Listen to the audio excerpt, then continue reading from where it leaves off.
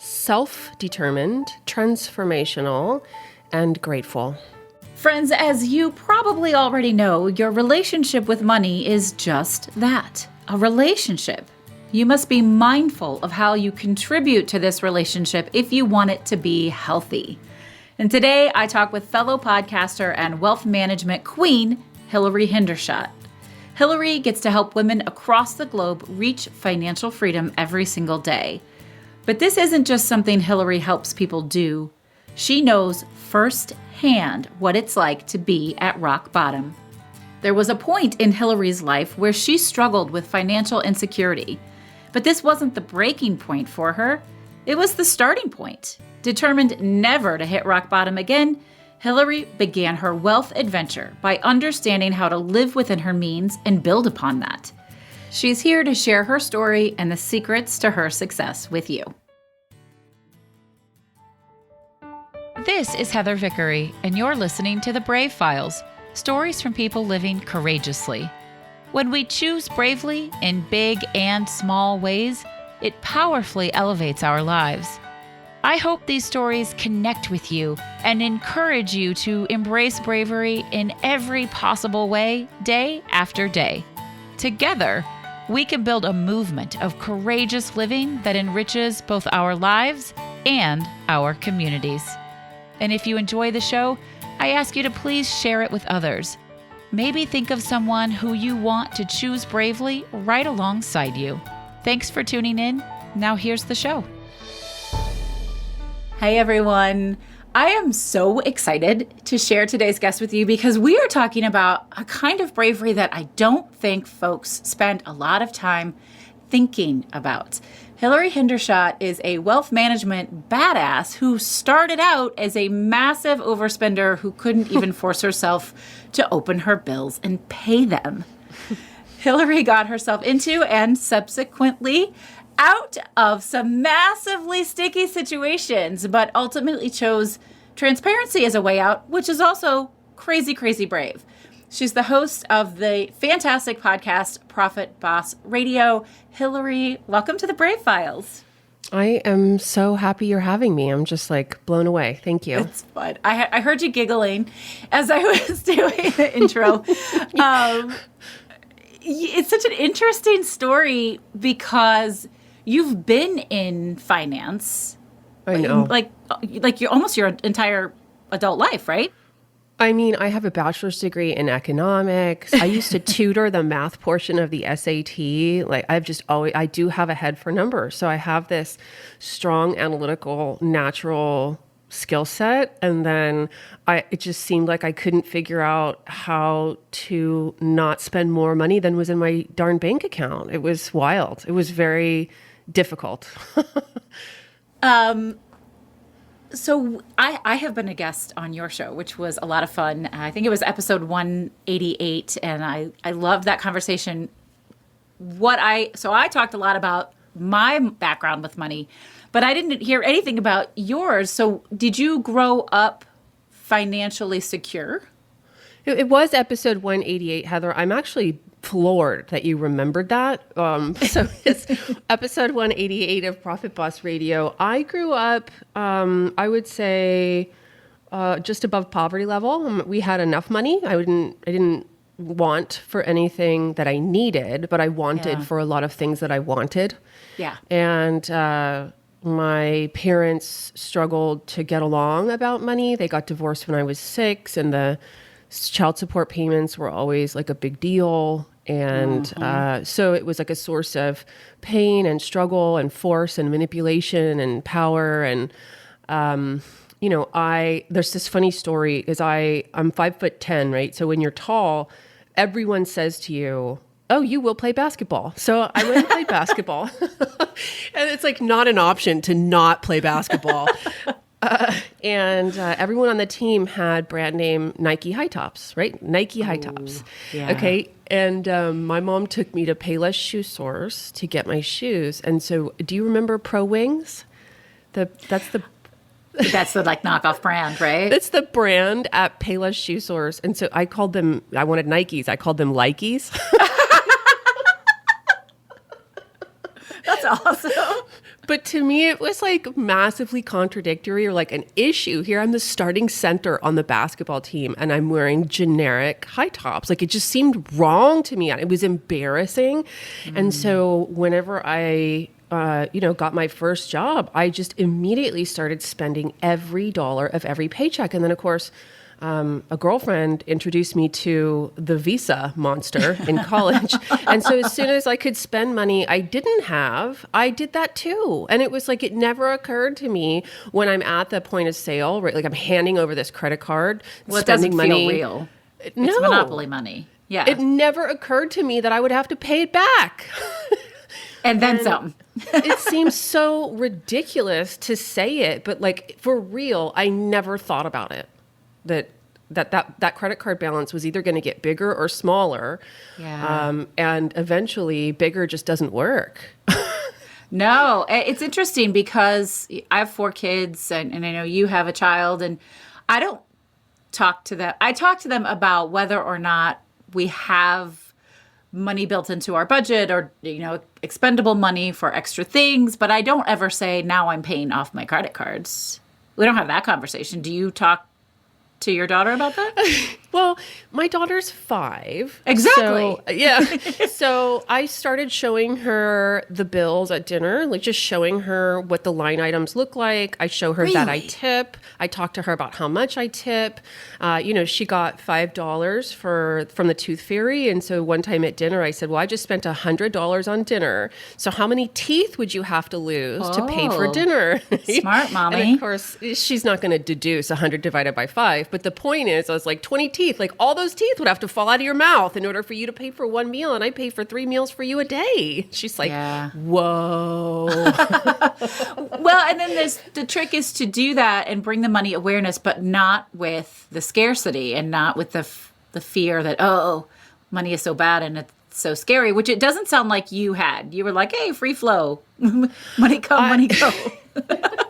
I was definitely like, I definitely wanted to do nice things for myself. And I wanted people to think that I was already rich. And so I would have bought you drinks and dinner. I would pay for the trip. Let's go to Vegas. Let's go to New Orleans. Let's go to Miami. Like, let's do it all.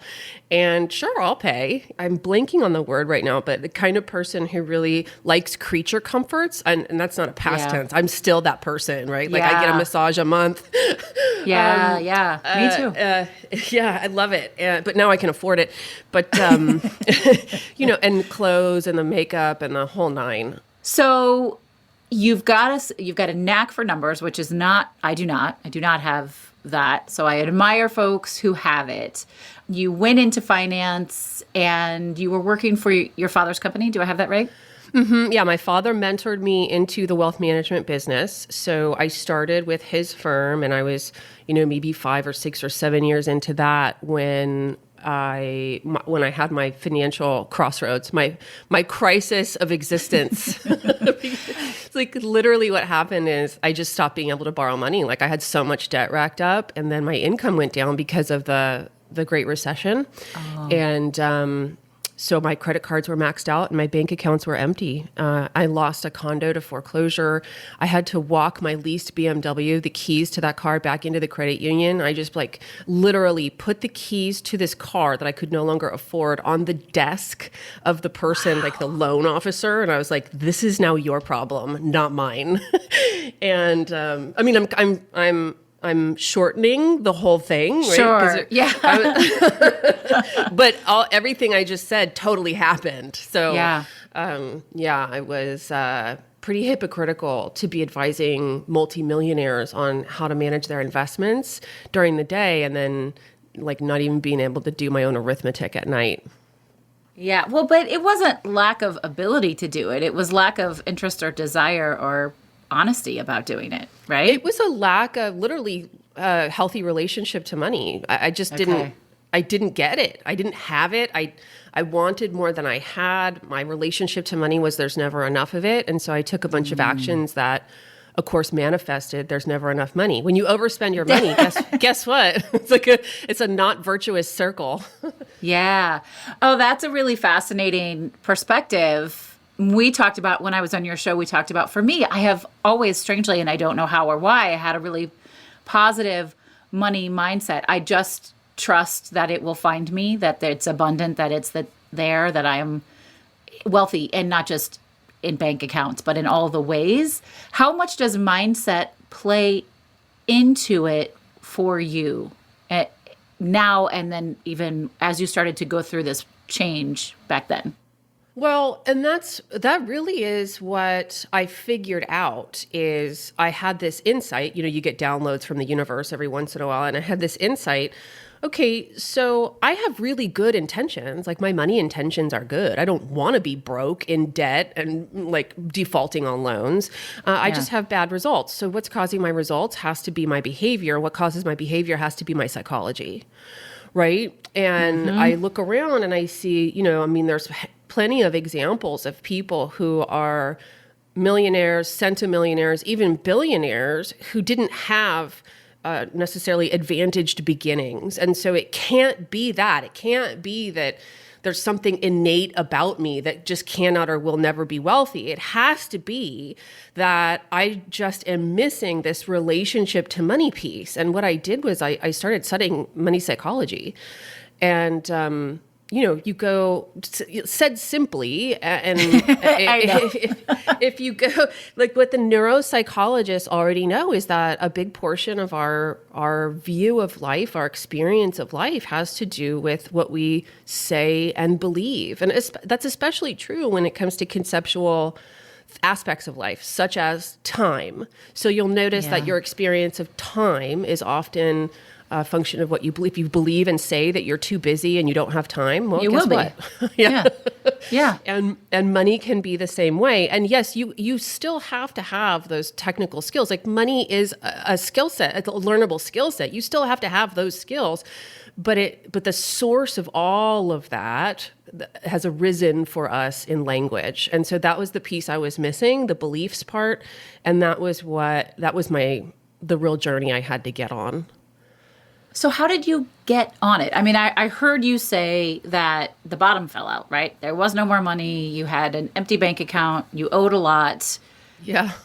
What happens from there to the other space? So I literally pulled that leased BMW into, and I talked about this in my TEDx talk too about it. I was in this leased gorgeous 330 Ci convertible BMW because, of course, like I said, I wanted all those creature comforts. So of course I leased a convertible BMW, right? Today I drive a Jeep Wrangler, but anyway, I pulled it into the gas station. All my credit cards were maxed out. My bank account was empty. So there was nothing on the credit cards. The ATM card wasn't, because there's no money in there. And so I had to leave that BMW at the gas station, and I walked home. Yes. Wow. Wild. It was just really like a crisis. And I walked home, and I just got really clear that if I didn't make a dramatic change, like, my life was going to continue to be full of this BS that, I had financial emergencies. My parents would have to bail me out. I was constantly like robbing Peter to pay Paul. It was like a lot of stress and anxiety that I was creating with my financial behaviors. And I thought, okay, starting right now, the only thing that matters is I do everything the opposite of the way I've been doing it. Like, I don't care, but this is not what my life is like. I'm not down with my life continuing on this path, right? I don't want this anymore. Yeah, I'm like done.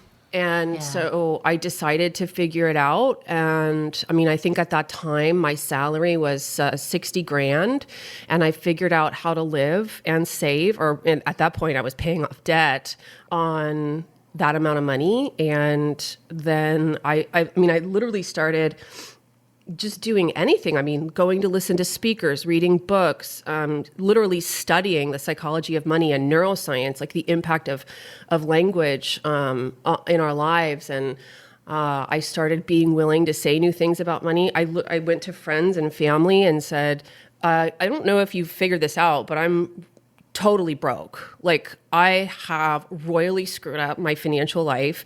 I'm not going to be able to spend any money. I literally opted out of Christmas with my family. I called or emailed them all and said, I'm just not I'm not in this year, right? And that was just one example of just like really being wildly transparent and honest. And it was embarrassing. I moved back in with my mom. I lost my condo to foreclosure. So I'm like 28 years old, like dating and living in my mom's guest room. And thank God for my mom. I came back to my condo one day, and this was about a month into maybe 2 months into this whole thing, like after the BMW event, and there was a padlock on my front door. So it wasn't, it was a very there was a cliff there. This morning I had a condo, this afternoon I don't. But I hadn't paid the mortgage in months, I couldn't. And so and that's why one of the words I chose was self-determined, because I just really have the experience of like choosing activation energy, generating the discipline. Like I was going to turn this area of my life around, kind of come hell or high water. I was very determined, right? Well, you knew exactly what you did not want ever again. Yeah, I was like not willing to have those issues happen again. Yeah. Let's explore a little bit this idea. And I love this, how obviously it was miserable and uncomfortable and embarrassing, but you made the conscious decision to process this, sort of out loud and be really transparent with everyone about it. Was there like an internal conversation about that? Like, what led you to saying, I'm going to just tell everybody the truth and it's going to be okay and we're not going to do that again? I had participated in a little bit of personal development, and I had the experience or like the realization. You know what I mean when I say you realize something about life, like you it's like, oh, that's a truism. Like that's capital T true. And I didn't know it before, is that I thought the old me thought sharing made you a smaller person. But I had this realization that sharing actually makes you a bigger person. Yes, it does. And so I just trusted that truism. I just said,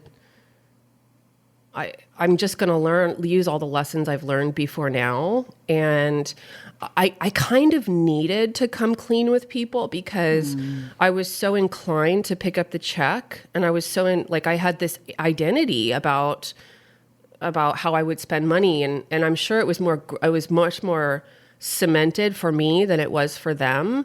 But I don't know. I'm not an Alcoholics Anonymous, but I imagine if you go from being a drinker to being a not drinker, you have to say something. Like it probably works better if you like declare it with people.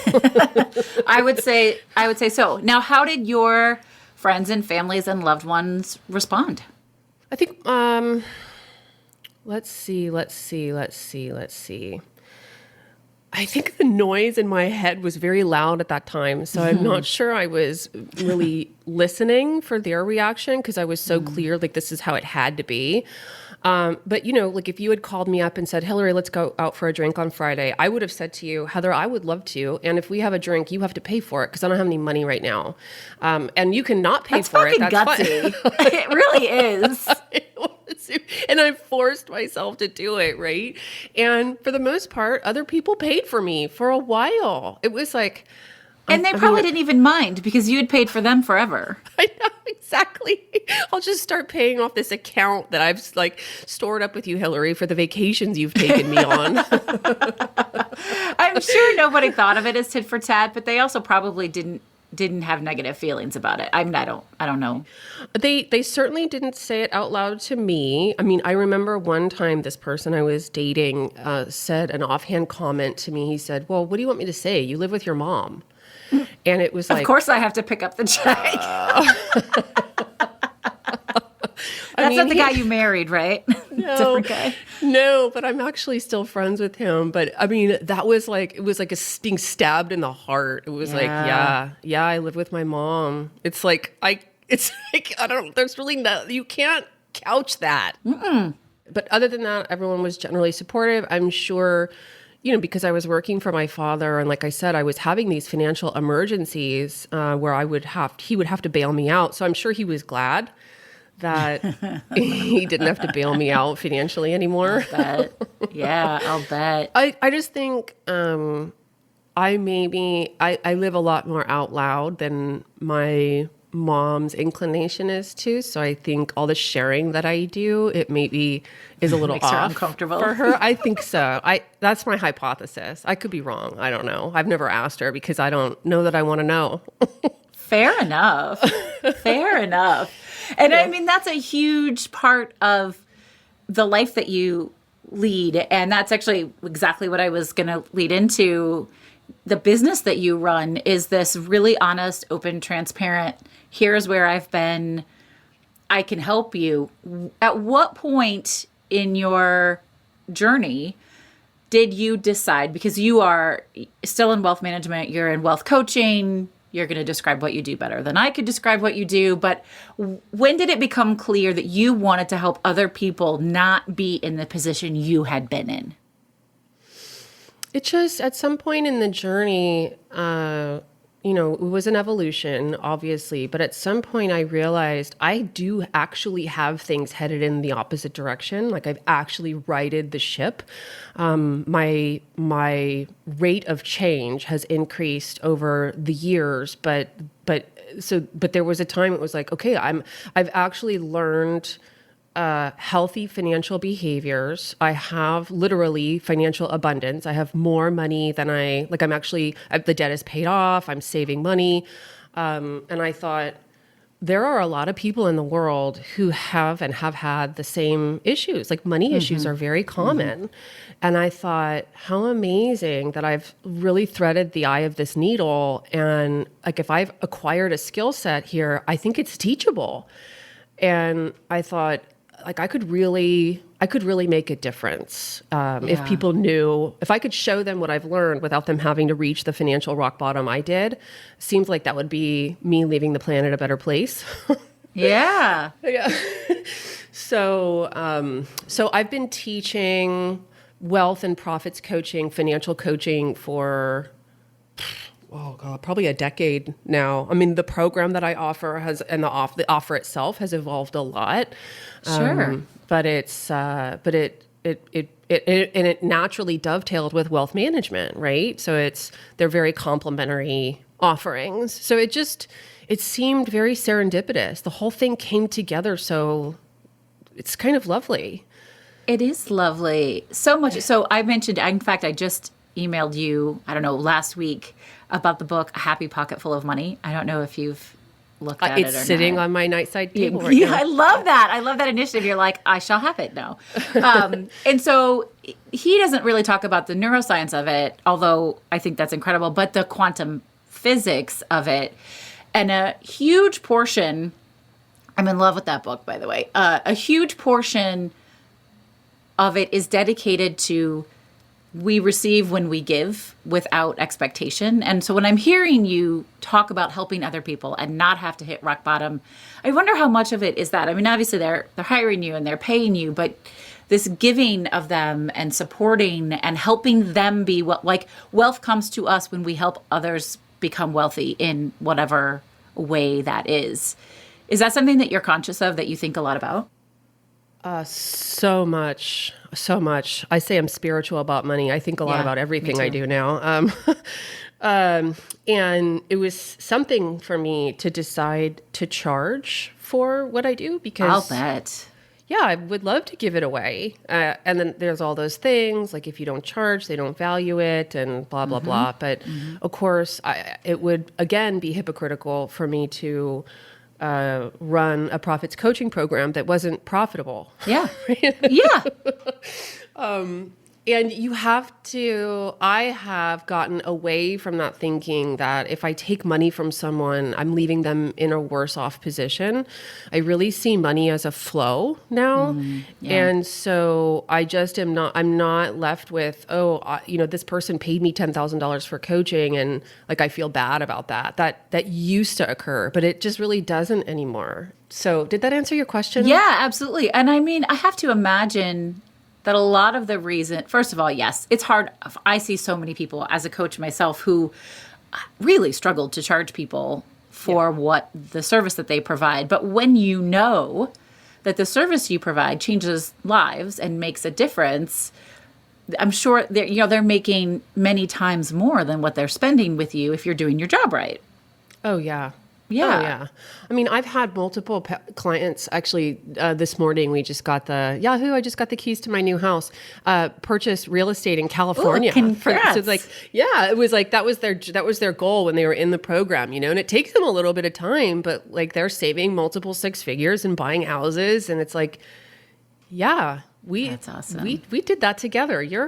That's real value, right? Yeah, that absolutely is incredible. So you mentioned your sort of spirituality mindsets. Same here, not religious, super spiritual, universal, all of that. And how often does that come into play for you in other areas of your life and your personal life? And I know specifically I hope I get this right, your daughter is in remission. Right? She is considered cured from childhood leukemia. Yeah, she has a cured diagnosis. Yeah. That's wonderful. Congratulations. I've followed your journey for some time. I mean, she's so young. I literally can't even spend a whole lot of time imagining the horror because I'm an empath and it hurts. It does hurt. It's like, I told my husband, like, little did I know when I said, let's have a baby. It'll be fun. Like, oh my God. You don't think about what it's going to feel like if that baby almost dies. It's like, it's wild. Yeah, no, we don't ever imagine that. How much of the mindset work that you've done helped you survive that and pass that on to her, really? Well, let's see. I've done so much of it that it's hard for me to know what life would be like without it. Yeah. I know I wouldn't be married to the man I'm married to. I know I would definitely be a divorcee. I would be unhappy. I would be blaming the world, right? Yeah. Like that's how I came out of adolescence. It's just how my personality got constructed. So I would have had a rough go of it in life if I hadn't gotten self-aware. So a lot. And, my husband and I, we surround ourselves with coaches. Like I coach and get coached. And yes. Me too. Yeah. Because it's a constant evolution of the stories you're telling yourself and other people about your life. And, I go through phases, for example, I mean, even still, I've been doing this for 25 years, or I think my first personal development course I was 24. So it's been 20 years.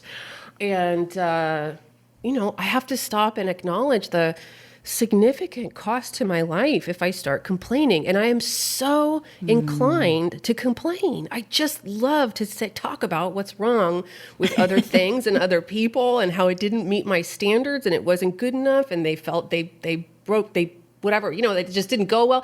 And it's like, Hilary, this, right? So I have to check myself. So it's a constant, it's like constant gardening. I appreciate that. I appreciate the honesty and transparency there. And when we were supposed to do this interview last week, and I had a scheduling issue. I had a couple different people scheduling things for me, and I accidentally had you scheduled at the same time as a corporate group coaching program. Yeah. And look, that pays my bills. So I was like, Hilary, we have to change the interview date. And your response was so great. You said, thank you, for showing me that when I do this and make this kind of mistake, I'm just human. And B, you didn't write it just like that, but that's the way I read it, for not like blowing smoke up my ass and saying my kid is sick or I'm not feeling well. Yeah. And it honestly never occurred to me it's not trying to say that I don't bend truths on occasion. We are all human, but like you are a businesswoman. And I knew that this, you would understand. But so many times we try to bullshit ourselves. And I think that falls into that, judging people. And we're afraid that we're not going to be wanted if we're honest about what we're thinking and feeling and doing. Yeah. I have this accountability relationship. I call him my accountability buddy. And if I make a promise to him, accountability relationships are so valuable. I know this, I'm opening up a whole new can of worms. I have a huge section of it in my book, Fuck Fearless. So yes, you do. So if I make a promise to him, and let's say I don't manage the promise, or I don't do anything about it, or I just blow it off, inevitably, when I wake up the morning I know we're going to have our call, I think to myself, I'll just lie to him. Like, I'll just tell him I did it.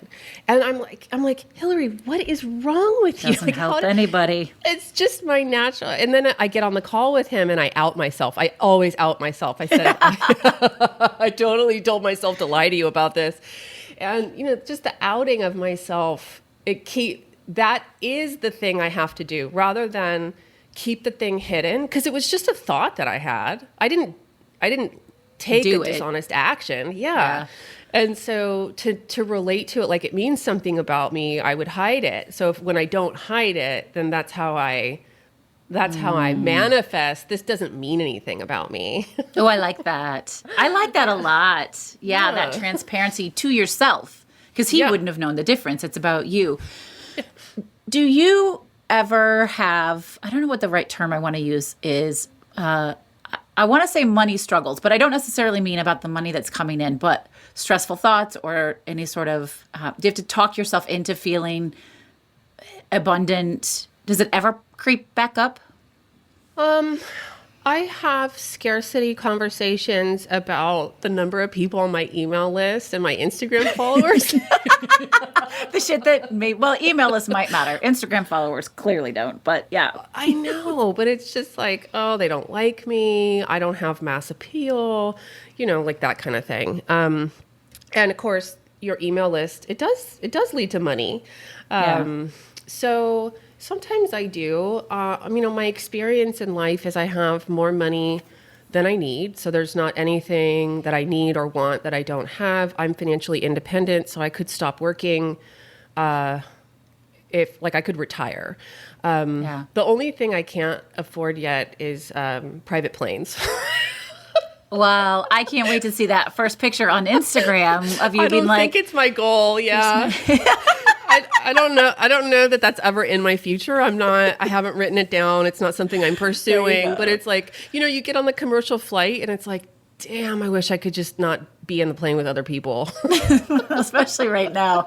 Yeah. You just said something that I heard very clearly, because I'm in this space of doing this right now. You said it's not something I've written down. What are your sort of money and manifestation rituals that help you stay abundant? So I reverse engineer every year. There's this, so energetically when you set goals, I don't know if your experience is of creating the future, like throwing your hat over the fence, or if it's of standing in the future, manifested. Yes. Yeah, that's me. Yeah, I do both. And so I create the year, and then I create the quarter, and then at the end of the quarter, I'll create next quarter. And I just have a bunch of structures and systems in my life to keep those goals present. I feel like I'm not giving you a great or concise answer because there's sets of systems. I have a coach. We have the team meeting. My weekly team meeting is part of my accountability system because, you set goals for the business and then you have to check in on them. Like you have to actually keep them top of mind. Otherwise, all I'm going to think about is my damn email inbox. Yeah. Do you have a manifestation list? I do. I have. So I have so many documents. I have what I call my dashboard. So everything that's top of mind right now. I have my annual goals for the year. I also have a mission and vision. So like a future that we created for the company that we're fulfilling on. Where we're instilling divinely feminine traits into the world of money. It's like super like white roby and high level. Yes, I love it. Yeah. So I have a lot of that stuff that I do, and then of course you have to get present to that stuff. So you have to have structures where you actually take time to remind yourself of what you said and created and are fulfilling on. And then it takes something to become someone who you're experiencing fulfilling on a future rather than responding to email and phone calls or solving problems. It's like, yes, Heather and I are doing this interview right now, but what I'm up to is fulfilling on a future by doing this interview, right? And that can be as much of your day as is possible. I love that. Yeah. I am so in this space right now, and it's so exciting to hear you talk about it. What somebody's listening to this and they're still sitting firmly in that sort of scarcity space, never going to have enough, can't imagine not having to worry about money. I meet people like this all day, every day. And it's so hard to help somebody to say, well, the first thing you have to do is not say that, like not think that. Stop thinking that. Like what? It's like, don't go in that door. And you're like, I have to go in the door. But what would you tell them to do? Like, how do they start? Yeah, I created a 7-step framework. It's really super simple. I call it the 7 steps to wealth. And the first step is to decide. So you're absolutely 100% correct. It's not exactly the words I would use to say it to people, but it doesn't work, trust me. Yeah, stop saying that. Just stop saying it. The first step is to unseat certainty. So you run around like, what you say about money is true. Like we live in a world where until we realize that something is the way we say it is because we say it is, until you really know that as a human being, you live like the way you say it is the way that it is. And that's right. There is no is way about money. Like money just doesn't have any true nature. Money doesn't have any characteristics. Money doesn't have a personality. Money doesn't abide by a narrative. And so the first step is really first you do have to decide you're going to change, right? Like if you're more interested in complaining about the world the way that it is, it's just going to stay the way that it is for you. Yeah. So you have to get willing. Like there's a willingness that's required, but yeah, to begin to say, so this is my reality with money, but Heather's reality with money is different, and Hilary's money reality is different. So if all three of us are having a valid experience, that has to mean that there's no capital T truth about money, right? And so it's like this super... It lends itself to philosophical thoughts. So that's why I say I'm spiritual about money. It sure does. If somebody wants to grab that download, where can they find it? Definitely start with episode 77 of Profit Boss Radio. It is called the 7 Steps to Wealth, and I go into each of the 7 steps. And so it's kind of like the foundations for everything that I teach.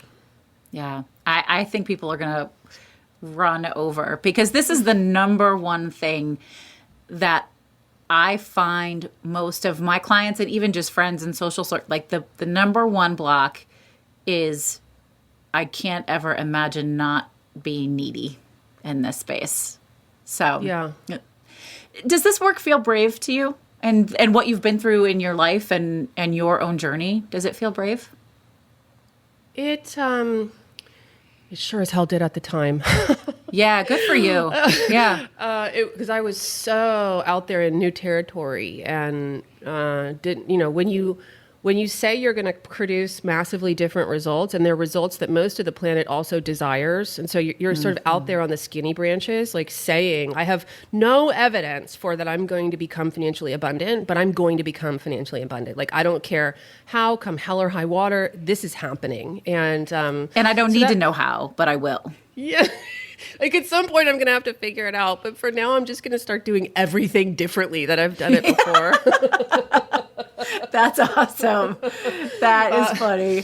And it's funny that you say, does it feel brave? Because I had an insight the other day, like my life doesn't feel that brave anymore. So I guess I need to take on some big goals. Like I need to start doing things that I'm not sure I'll be successful at.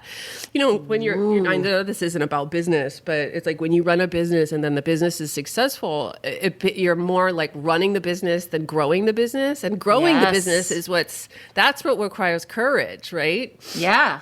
So absolutely. Well, I can't wait to see then what presents itself for you in that space. Because I do think that, like, even just from our own mental and emotional well-being, maintaining gets old fast. Like, we want At some point, we want to try new things or grow or develop. And that doesn't mean you won't continue to maintain what's happening right now, but there may be other things to bring you tremendous joy or ways for you to change somebody else's life. And we have to be open to those opportunities. Yeah, you have to have space for it. Yeah. It starts to feel like the opposite of autonomous or opposite of autonomy. Yes. Yeah. Yeah. Very It's well like, put. oh, I built myself a job. I didn't know that one. I didn't know. That's fascinating. Yeah, I love that. Hilary, how do you celebrate? Gosh. So for me, there's just nothing better than sitting around the dinner table with a glass of wine and a handful of good girlfriends. For me, that's the juice. that's lovely. I just love it. I'm also a very joyful person so just good laughter, games. My husband and I, when we lived in California, we live in Puerto Rico now, but so maybe we'll start hosting games night again once I have enough friends to invite to games night, but I'm trying to make friends here. I'll come to Puerto Rico just for game night. How about that? All right, you do it. But I just love to play and be playful. I love to laugh and have other people make me laugh and just be silly. And it's super fun. That's fantastic. I love it. And I love asking that question. I ask it every week because I think it's such an underrated life skill celebration. Mm-hmm. And it's nice for people to hear all the different ways folks celebrate and how maybe they are doing it and they didn't even know it. And just celebration begets more celebration. So yeah, and more to celebrate. And you can really start to think you don't have time for it. It can start to feel really unnecessary. It's super necessary, though. Yeah. It really is. This has been amazing. My last official question that I always ask is, what is your favorite charitable organization to support? And we talked about giving and how important that is in receiving. So I'm very excited to hear your answer. Oh, well, it's not going to surprise you. It's the No, Lucille probably not. Packard Children's Hospital. Yeah. So my daughter was treated for 2.5 years at Stanford Children's. So that organization, the charitable organization, is Lucille Packard Children's Hospital. And so we now give to them every year, and I will always give to them every year. I will love those people until the last day I'm on the planet, and then some. Yeah. It's pretty amazing to know all the things. There are so many people who contributed to my life before I didn't know about it. I didn't know them. They don't know me. It's just wild to think about all the things that were done for me by people I don't know and have never met. All the people who participate with organizations like that, the doctors and the people who raise money and the people who give money, make it so that kids with cancer get treated it's no cost. They cured leukemia, and then they made it free to get treated for it. It's just what? I don't know. Anyway, so Lucille Packard Children's Hospital. Yeah, awesome. Well, thank you for sharing them with us. I'm so grateful for you and for your family that they exist and that they're able to help you. And folks, I ask every week, get to know them. And give. There are so many ways to give. We can give our time, our attention, our money, social media shares and likes, whatever it is. Get to know them a little bit. They'll be our charity of the week. So thank you for sharing them with us. Hilary, will you share your 3 words one last time? You bet. So self-determined, transformational, and grateful. Yeah. I see that. And they're incredible words. I think you're incredible. I'm glad to consider you a friend, even though we've never met in person. And thank you so much for being here and sharing your journey with us, because I know the listeners are going to love this. I just really appreciate your interest and your time. Thanks, Heather. Yeah, excellent. All right, folks, I want to hear how you are out choosing bravely. You can send me a DM on Twitter or Instagram at Vickery & Co. Or on Instagram, I'm also at the Brave Files Podcast. Surprise, surprise. Come follow us, hang out, or you can come play with me on TikTok, which is my new playground. All real, all honest, all the time. I'm Brave Heather on TikTok, and I want to know what you're up to. Thank you for being here with us. This is Heather Vickery reminding you today and every single day to go out and choose bravely. Hey friends, I want to share something really exciting with you. We already know you enjoy listening to podcasts because you're listening to this one, but I'm also betting you enjoy audiobooks. And hey, listen, if you don't already enjoy audiobooks, then it's time to check them out. That's why I'm really excited to share Libro.fm with you. They are an incredible new platform for listening to audiobooks. And by choosing Libro.fm over other audiobook services, you are supporting a local bookstore of your choice and investing in your local community.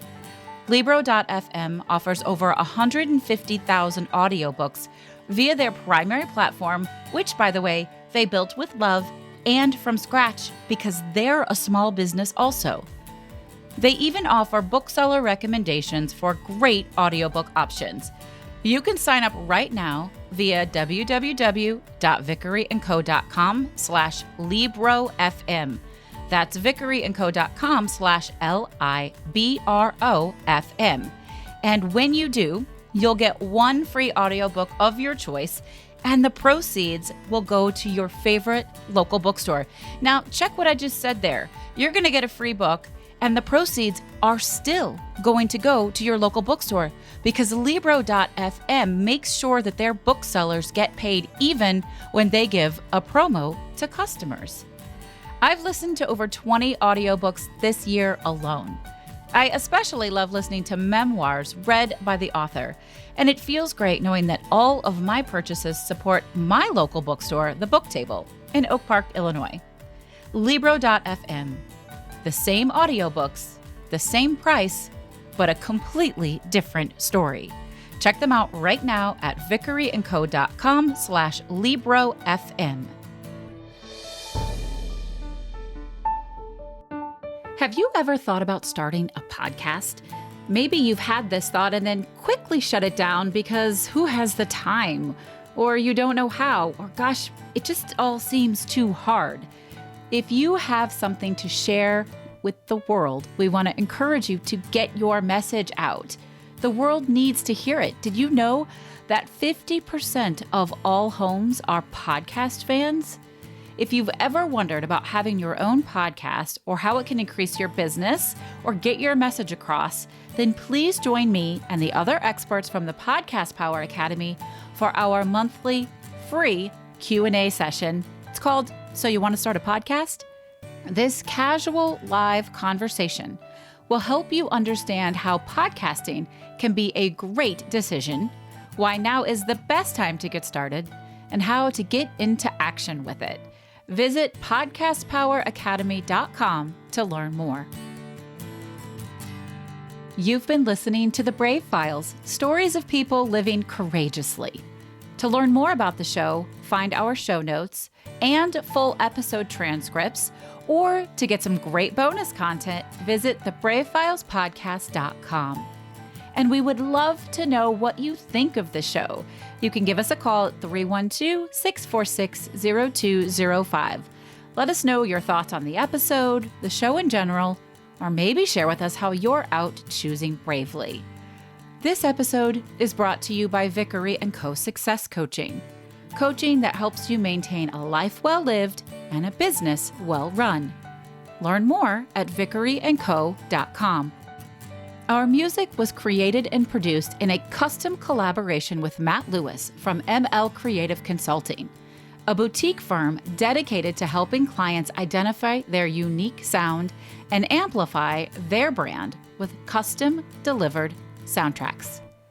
We couldn't do any of this without our extraordinary audio engineer, Andrew Olson. Learn more about him and check out his work at findandrewolson.com. And special thanks to everyone on Team Brave, from our producers, associate producers, copy editors, writers, and support team. Special thanks to Molly, Mary, Kim, Sabra, and Sabrina. I'm your host and executive producer, Heather Vickery. Thanks for tuning in, and we'll talk to you next week.